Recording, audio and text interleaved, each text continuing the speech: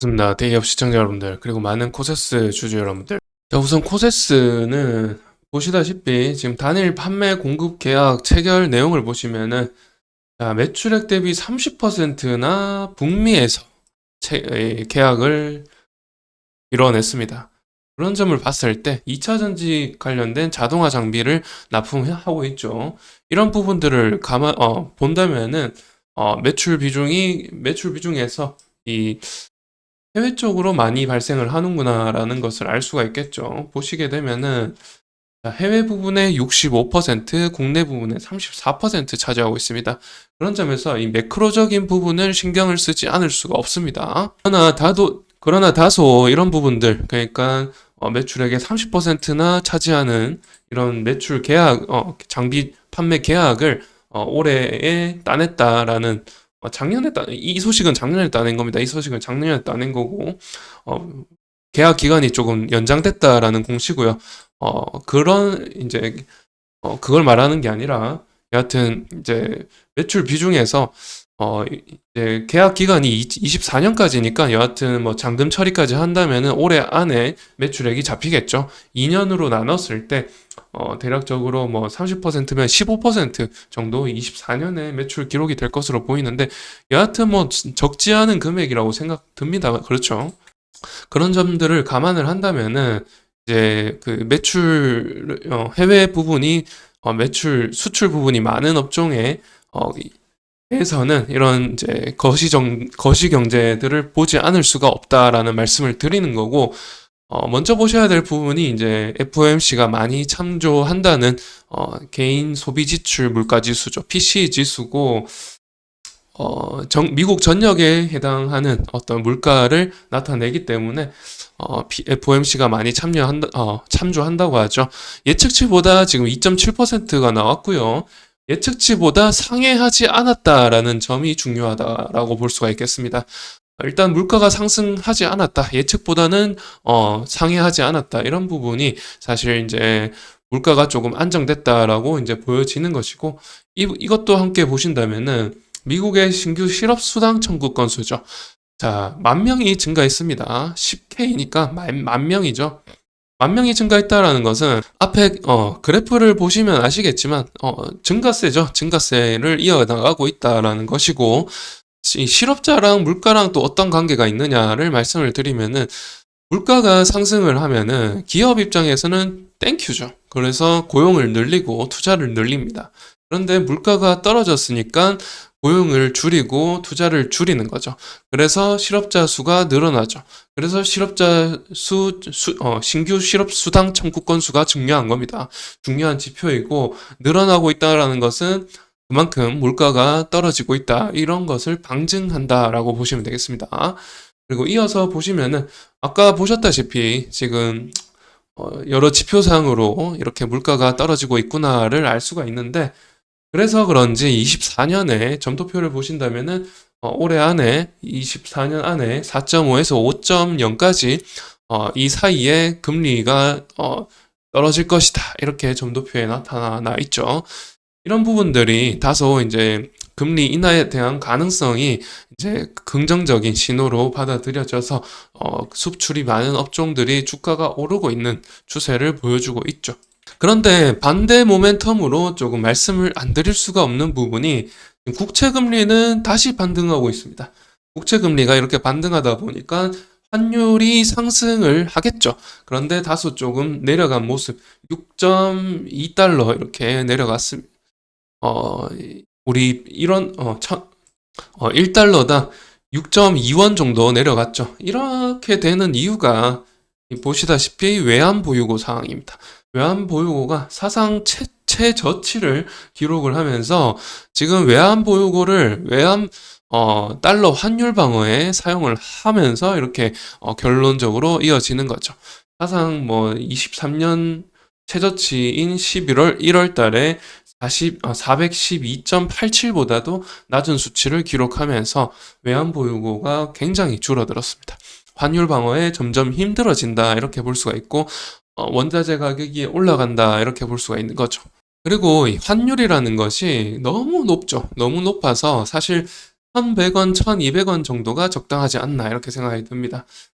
이 환율이 올라가면은 환차익의 수혜를 받는다고 하죠. 수출 업체는 환차익을 받는다고 하는데 반대로 한번 생각을 해보자고요.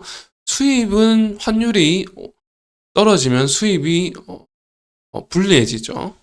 자, 그러면은 이 달러로 우리나라 제품을 수입하는 입장에서 생각해 보자고요.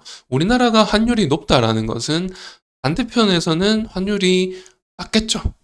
그 비싼 가격에 수입을 해야 되는 거죠.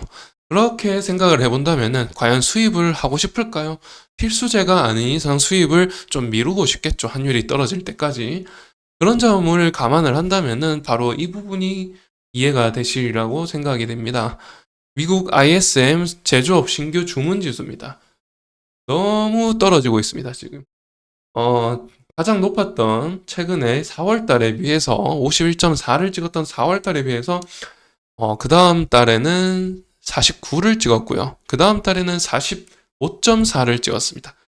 점점 내려가고 있죠. 신규 주문 건수가 이렇게나 줄어들고 있다라는 것이 이제 아까 말씀드린 부분을 통해서 이해가 되시리라고 생각이 됩니다. 그러면은 코세스의 실적이 과연 나아질까라고 생각을 해본다면은 사실 이제 반도체 쪽에서는 수출 실적이 굉장히 나아지고 있습니다. 나아지고 있고요. 실제로 제가 앞번 영상에서 다른 영상들에서 다른 종목들 영상들에서 말씀을 드렸지만은 반도체 후공정 쪽에 관련이 있는 코세스니까 아무래도 IT, 반도체 이쪽으로 어떤 수출 현황을 보셔야겠죠. 반도체 수출이 2개월 연속 50% 이렇게 증가를 해주고 있습니다.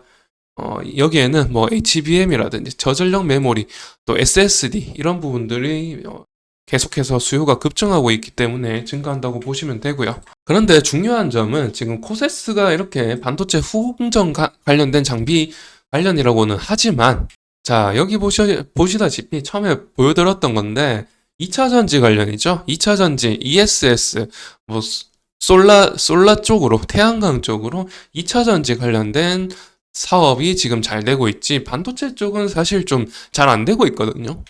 자, 보시다시피 2차 전지 제조용 쪽으로 매출 비중이 52%고 반도체 쪽 장비가 22%죠.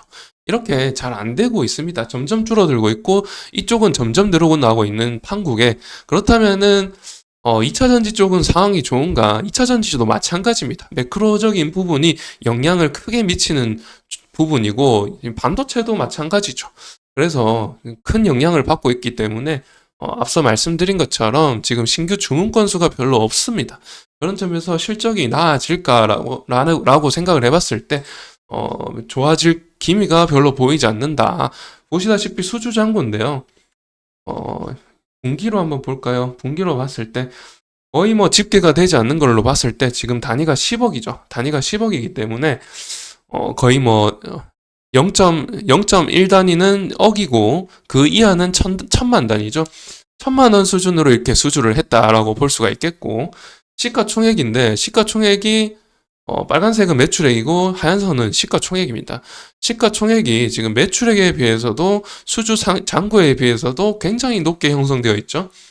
그래서 그런 거를 감안을 했을 때 지금 매크로적인 상황이 별로 좋지 못한 상황에서 과연 이 가격대가 맞는가? 가격적인 측면에서 보게 된다면 너무 많이 오르지 않았나 이렇게 말씀을 드리는 거고요. 그나마 이제 거래량적인 측면에서 본다면은 기술적으로 봤을 때 이 부분과 이 부분 이렇게 거래량이 많이 들어왔죠. 그러면은 이 상승은 다소 좀 강세가 있는 라는 점을 봤을 때 지금 이 부분에서 어느 정도 변곡점 만들어내면서 상승 유지해주고 있죠. 그래서 이 거래량의 50% 부분에서 어느 정도 계속해서 횡보하는 움직임을 보여주지 않을까 이렇게 예측해 볼 수가 있는 것이고 실적적인 측면에서 말씀을 드린다면은 아까 말씀드렸다시피 매크로적인 부분이 별로 좋지 못하다. 신규 주문 건수도 낮고 필라델피아 반도체 지수도 사실 너무 지금 엔비디아 쪽에서 실적이 굉장히 잘 나오고 있기 때문에 긍정적인 부분은 있습니다만은 다소 코세스의 그 고객사를 감안을 한다면은 ESS 쪽이 더 큰 비중을 차지하고 있고요. 2차 전지 쪽이 비중이 크기 때문에 그쪽 업체들이 매출이 잘 나온다면은 코세스의 매출도 잘 나오겠죠. 그런데 거시적인 부분에서 봤을 때 코세스의 실적이 잘 나오기는 좀 힘들지 않나 이렇게 말씀을 드리는 거고, 앞으로 이제 움직임을 조금 변곡점을 크게 가져갔죠. 각도가 수직으로 상승했기 때문에 변곡점은 좀 다소 크게 가져왔기 때문에 우상향하는 이 계단식 우상향 움직임을 보여줄 거는 처럼은 보입니다. 제가 모르는 어떤 부분에서 그 실적이 잘 나오거나 어떤 이슈가 있는지는 한번 또 찾아보겠습니다만은, 지금까지 말씀드린 부분까지만 가지고 얘기를 한다면은 사실 상승 모멘텀보다는 하방 모멘텀이 더 크지 않나 이렇게 말씀을 드리는 거고, 앞으로 또 코세스 새로운 이슈 있으면은 또 새롭게 또 이슈를 리비전 해가면서 코세스에 대한 어떤 판단을 또 리비전 해가면서 말씀을 드려보도록 할게요. 그럼 코세스 영상 여기서 마치도록 하고, 새로운 이슈 또 있으면 찾아뵙도록 할게요. 영상 좋으셨다면 좋아요와 구독 부탁드리면서 마치겠습니다. 감사합니다.